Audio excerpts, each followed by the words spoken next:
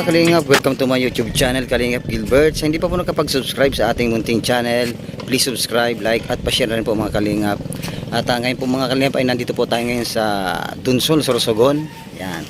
At atin pong bibisitahin yung mag-anak doon sa nakatira sa ilalim ng tulay. At meron po mga Kalingap na may pinagbibigay po si Dong Rowel na blessing po sa kanila. Kaya pupunta po natin ngayon mga Kalingap sila Ate Angelica.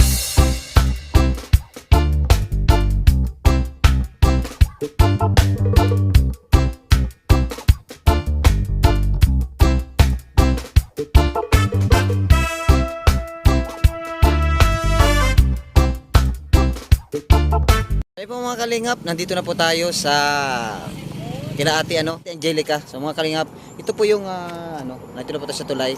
Ito po mga Kalingap ay boundary ng Dunsol at saka ng Pilar, Sorsogon. So mga Kalingap, samahan niyo po kami. Punta na po natin mga Kalingap si Ate Angelica dito po sa ibaba. Meron po mga Kalingap ditong daan. May hagdanan po dito mga Kalingap.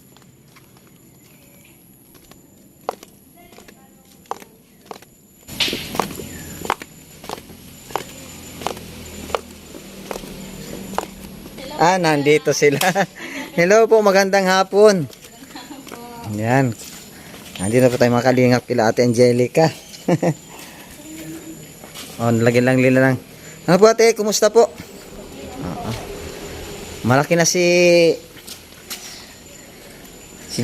Jelo. Mahaba pa rin ang buhok ni Jelo, ano po? Haba pa rin ang buhok niya, oh. Di pa pinapuputulan yan, Jelo? Hindi pa? Hindi po naputulan mula noon. Ngayon ka kung gaano kahaba. Patingin ko, tayo ka daw. Piling nga. Ayun po mga Kalingap, itong buhok ni Jelo, di pa ito mapuputulan o napabawasan na? Binawasan ko na siya. Nabawasan ng konti. Ate bless, ang laki na. O, kumusta? Kumusta po Ate Angelica? Ayos naman po. Medyo matagal-tagal na hindi tayo nakapunta, nakadalaw dito sa inyo. Huling punta ko dito, di pa nakakalabas si Bibi, nasa tiyan pa lang. Ngayon, lumabas na. Ilang buwan na po ate yan? 7. 7? Opo. Ayun. Yung 7 buwan na. Yung buwan na si Baby. 7 buwan ka na Baby. Ay, 7 buwan na Baby. Oo. At nabalitaan ko si Kuya, kung sa Kuya, akala ko nagtatrabaho ka ka sa Tabayan? Sa Lucena po. Lucena. Okay lang ka po dumating. Nung 23 pa ako umalis ko doon. 23? Kumusta naman ang trabaho doon? Ayos naman po. Nag-ilang buwan ka naman po doon? Nasa isang buwan lang po. Isang buwan. Okay naman yung trabaho. Babalik ka pa, hindi na? Pag kinailangan po ng tao din. Ano yung pinanil mo doon? Sino ang pinunta mo doon? Yung kamag-anak o? Hindi naman po. Yung alam po yun, gawa po ng barakidyo. Magkano naman ang sahod natin doon? Depende po sa sa pakyawan po kasi yun. Depende po sa nagagawa. Pakyawan naman. Okay lang ka lang po dumating? 23 po. 23. Ay di si Ate Angelica ay talaga. Ang sabi ni Ate Angelica noon ay pag babae na stop na daw gusto lang makababae. Paano yung lalaki yan? Stop na rin. Stop na rin, tama. Stop na rin kasi ang hirap na hirap ng buhay talaga. So, dito kuya sa ilog na ito, ka pa rin dito pa rin naghahanap ng hanap buhay para makakuha ng pang-ulam at saka pang-bigas Pang-ulam. Pagka nung nakaraan baha baga po dito sa inyo. Ginawa po yung tubig dito. Hindi na po inabot. Si Jelo. Si Jelo. Si Jinel at Gino. Ayun, Gino. Ito para si Gino. Ito para si Jelo. Kumusta Jelo sa kumusta ang pag-aaral? Okay lang po. Okay lang. Anong grade mo na ngayon? 6. Grade 6. Ito naman Jinel. Opo. Okay naman. Ito anong grade na nito ni Gino? 4. Ha? Opo. Grade 4. Kumusta ang pag-aaral mo, Gino? Okay lang po. Okay lang. At Pumunta kami dito kahapon kami dumating dito sa nandito na kami ngayon sa Dunsol. Doon sa may tabing dagat din. Anong lugar 'yun? Ano natin, landing pad? Oh, sa Dangkalan, sa Dangkalan. Doon na ang landing pad namin. Kaya lang nabalitaan ni Dong Roel na pupunta kami dito. Sabi sa akin ni Dong Roel, "Kuya, puntahan natin puntahan mo yung sila Ate Angelica." Sabi niya, "Puntahan mo." At kayo ay papunta roon. Sabi, daanan mo doon, medyo matagal-tagal na nga na hindi kami nakapunta. Sabi ko nga kay Dong, "Dong, nangungumusta sa akin si Ate Angelica." Eh sabi ko naman, hindi naman ako makapunta doon kasi nga busy din kasi si Dong Roel. Marami siyang napapabahayan din doon kaya busy rin siya. Sabi ni Dong Roel, "Pasyalan mo tapos yun." At meron siyang binigay na blessing. Kaya sabi ko, pasalamat ako kay Dong. Maraming salamat Dong kasi gusto ko na nga talaga pumunta rito sa inyo. Dong Roel. Sabi mo, hello po Kuya Roel. Hello na kay Kuya Roel. Hello Kuya Roel. Kumusta po? ano ating masasabi message mo kay Dong Roel? Dong, maraming salamat sa'yo sa pagpapadala mo sa amin. Kumusta? Miss na ka namin. Ingat ka lagi po. Oy. So kaya po 'yun siguro po si Dong Roel pagka nag-usap naman kami, pinag-usapan naman namin yung tungkol po sa inyo. Papunta naman ako dito. Pinasabay na lang niya yung kanyang ibibigay sa inyo.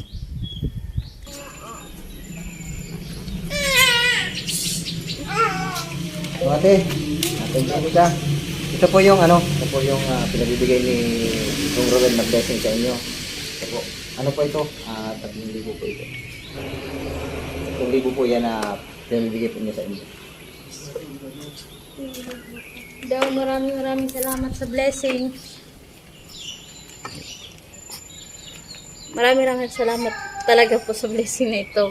Kung pinigay mo sa amin, kahit nasa malayo ka, naalam mo kami. Maraming salamat po. Ito po Kuya.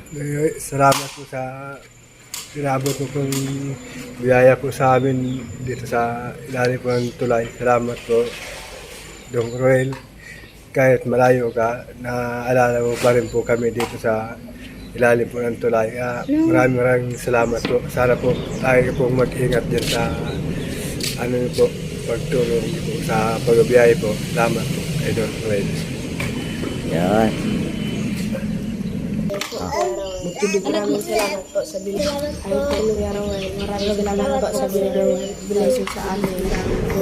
Salamat kung binigay niyo po. Salamat po Kuya Roel. Maraming salamat po Kuya Roel sa maglagay ng your blessing sa amin. At maraming salamat po kayo matulungan. Palagi po kayo mag-iingat Sa biyahe po. sa biyahe. Yan. Okay. May dagdag pa po kayo ate, ano pang masabi po ninyo? Dong, sana marami ka pa matulungan. Salamat at lagi mo kaming naaalala. Mag-ingat lagi at sana steady lang kayo ni Langga. Maraming salamat po. Yan, maraming salamat po. Ito po yung kung saan po dito nakatira sila Ate Angelica mga kalingap. Ito po yung tulay at dito po sila nakatira sa kubong ito. Yan. At siyempre po ang pinangangabahan po nila lagi kapag umulan po sobrang lakas ay bumaba po itong ilog. Kaya yun po pinangangabahan nila sa tuwing umuulan. Ito po yung bahay nila na kapag bumaba po lagi pong inaabot ng tubig itong kubo po nilang ito. Kaya lagi pong basa-basa Ate Angelica mga gamit Opo. kapag inaabot kayo ng baha. Yan, ikwento mo po Ate Angelica kapag kung ano yung nararanasan ninyo kapag tuwing bumabaha po dito sa inyo? Naranasan namin pag nabaha, hanggang sa bubong namin, naakit kami, walang gamit na dala, gamit yung damit, yung bigas, yun lang po ang daan dala lagi. Ngayon nga, laging pag naulan, tinagyan namin ng sako para hindi kami maulanan sa loob. Kasi kuya, pag tuwing umuulan po, kapag bumabaha po ito, ano po yung mga na-experience po ninyo dun sa mga anak po ninyo, sa pamilya ninyo?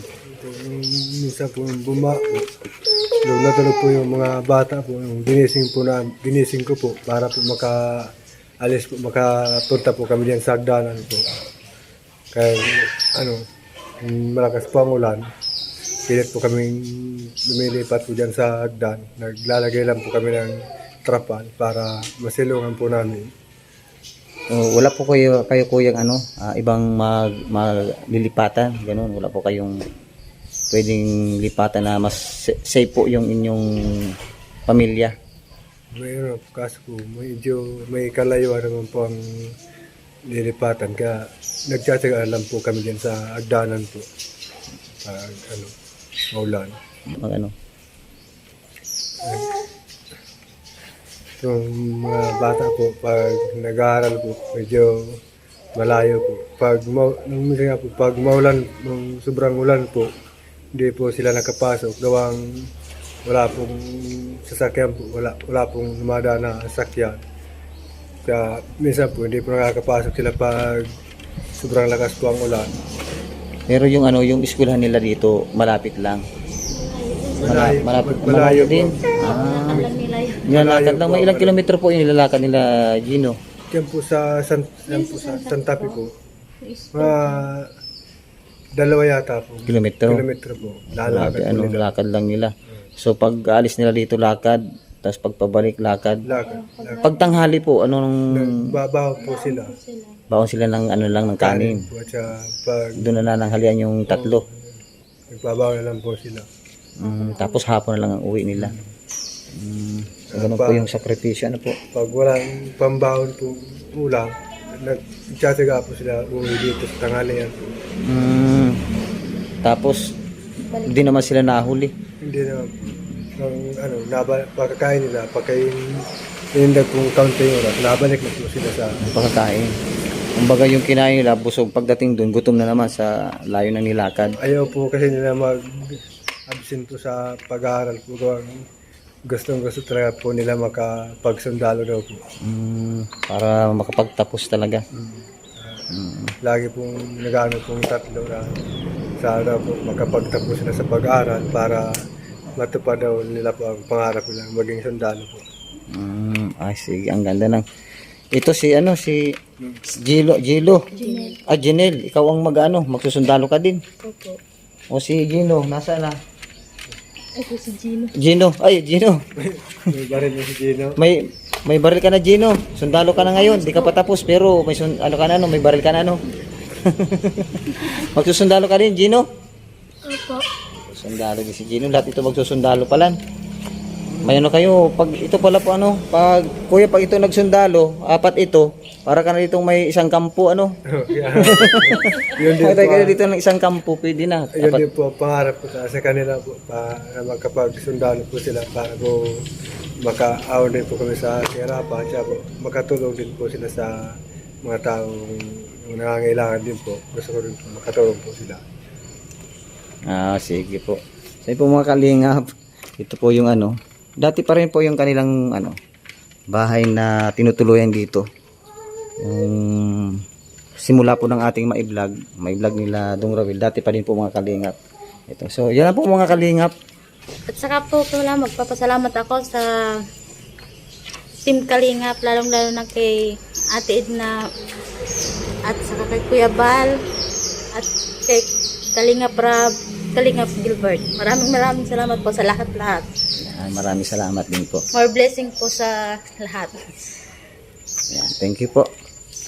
So po mga kalingap, maraming salamat po. Siyempre, papasalamat po tayo sa Team Kalingap headed by Kuya Bal Santos Matubang at kay Ate Edna Vlogs po at kay Kalingap Rabia. Patuloy niyo po suportahan mga kalingap ang programa ni Kuya Bal Santos Matubang. Maraming salamat po mga kalingap at siyempre, Pasalamat tayo kay Dong Roel. Yan. Maraming salamat po sa binigay na blessing kila Ate Angelica. Yan. Maraming salamat po. Yan. God bless po sa ating lahat mga kalingap. Bye-bye po. Babay po. Ay, babay po. Babay na daw ito, o ba? Mamay, mama. Oh, bye-bye na daw. Babay daw ikaw, babay. Mama, yan. Sige po ate, maraming salamat po. Yan. Bye-bye po. Babay po. Maraming salamat, Kuya Boy.